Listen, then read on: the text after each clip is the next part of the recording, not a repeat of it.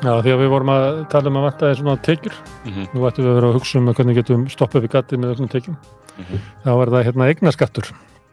Hann var við fáum bara upp spjöldin. Það var eignaskattur, hann var aflagður á Íslandi 2005 af ríkisstjórn Sjálfstæðisflokks og Framsóknarflokks. Og eignaskattur, fyrsti skattur sem var lagður á Íslandi. Þetta 10. Þetta var lagður af meira en 1000 ár. Og Ísland var eiginlega byggt upp, íslenska skattkerfið var byggt upp á eignaskatti. En það voru einhver rök hjá nýfrjálshyggjumönnunum að eignaskattur væri morð eða eitthvað, ég man það ekki alveg. En það var lagt þannig að það var 1,2% af eignum sem á núvirði væri yfir 12,5 milljónum. Þannig að þetta náði svona svolítið langt niður stigann. Og 1,5% af eignum sem var frá 30 milljónir. Og ef við tökum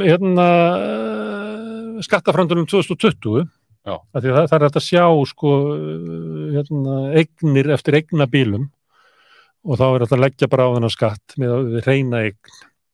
Þá er þetta 48,7 milljarðar króna sem að með því að leggja niður eignaskattinn að þá er ríkissjóður eiginlega að afsala sér þessu. Já, einmitt. Og næst skulum við sjá hverjir greiddu svona mikið. Þetta er þessi sem er lengst til hægri eru þessi sem eru ríkastir og þessi sem eru lengst til vinstri eru þessi sem eru fátækastir. Þannig að sérðu hverju fengu þennan happdrættisvinning. Já, einmitt. Þetta er eins og þegar þegar sýndir daginn með fjármagnstekjurnar, þá er þetta fyrst og fremst þeir sem eru allra ríkastir sem að græða. Og við sjáum næsta, 1% ríkasta, þá er þetta svona 416.000 krónur á mánuði að meðaltali á hvern af þessum 3.000 sem eru þar, sem fá í skattaafslátt. Já, með því að fella þetta niður. Og svo er það 152.000 næsta prósent, 114, 95 og 81, ég er bara að sýna þetta, þá sérðu hvað þetta lækkar hratt. Mjög fljótlega, þú ert komin í kannski 85%, eða 15% ríkasta fólkið, þá skiptir þetta engu máli. Þetta er fyrst og fremst aðgerð til þess að lækka skatta á hennum allra ríkustu. Og ég bjó til svona peningaseðil, 1% ríkasta sem er lengra til hægri, það er þau fá 25% upphæðinni og 10% ríkasta fólkið það fær 70% upphæðinni. Þannig að 10% af fólkinu fær þetta sem er í rauðu kassunum en hinir 90% lækka hitt og það er náttúrulega langmest fólk sem er á bílinu kannski 70 til 90. Og hvernig er þetta á Norðurlöndunum? Það er á Íslandi, þá er engin eignarskattur og 22% fjármagnstekjuskattur. 10. gamla, sem ég sagði frá þann, hún var eignarskattur sem var til þess að áætla tekjur af eignum.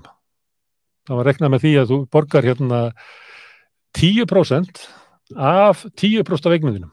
Þannig að það væri eins og væri 1% ávöxtun á eignum sínum. Þannig að 10. var tilraun til þess að skattleggja tekjur af eignum.